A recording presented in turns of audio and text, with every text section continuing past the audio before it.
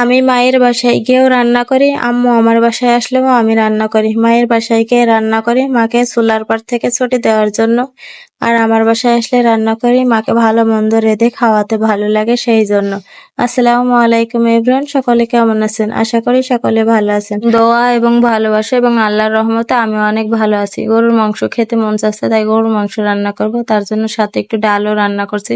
আমার মাংসের সাথে ডাল না হলে খেতে একেবারে ভালো লাগে না, তাই মসুর ডাল একটু রান্না করে নিলাম। আর মসুর ডালটাই গরুর মাংসের সাথে আমার কেন জানি বেশি খেতে ভালো লাগে।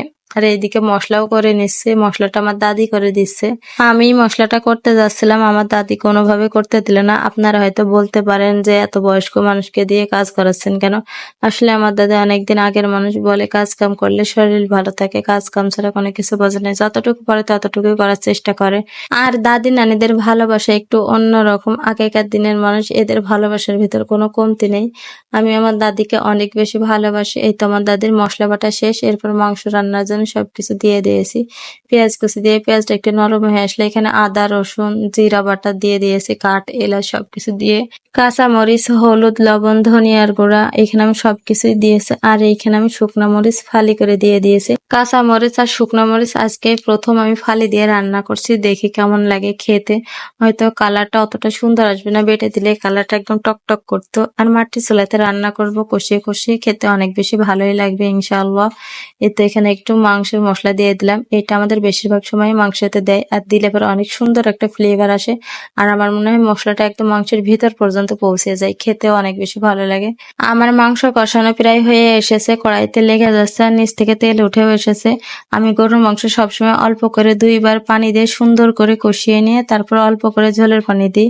আর ঝোলের পানিটা দেওয়ার সময় সবসময় গরম পানি দেওয়ার চেষ্টা করতে হয়, তাহলে পরে মাংসটা খেতে অনেক বেশি ভালো লাগে। আর মাটির চুলাতে কষিয়ে কষিয়ে রান্না করলে তো সব তরকারি খেতে অনেক বেশি ভালো লাগে।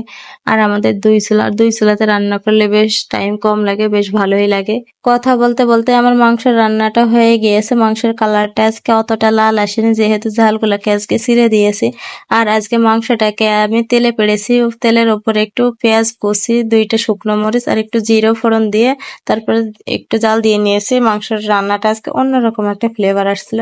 আর সকালে একটু খিচুড়ি রান্না করেছিলাম। আর এগুলো হলো দুপুরের আয়োজন। এখানে একটু ছোট মাছের চচ্চড়িও করব।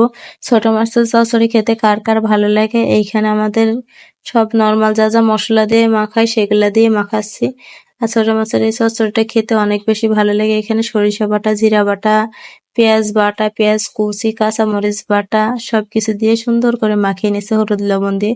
এটা যত সুন্দর করে মাখানো হবে খেতে তত বেশি ভালো লাগবে। আর আমি সবসময় চামচ দিয়ে মাখানোর চেষ্টা করি, হাত জ্বালা করে, সেই জন্য চামচ দিয়ে মাখালে একটু সময় বেশি লাগে, তবুও তো হাত জ্বালা করে না, এটাই আমার জন্য ঠিক।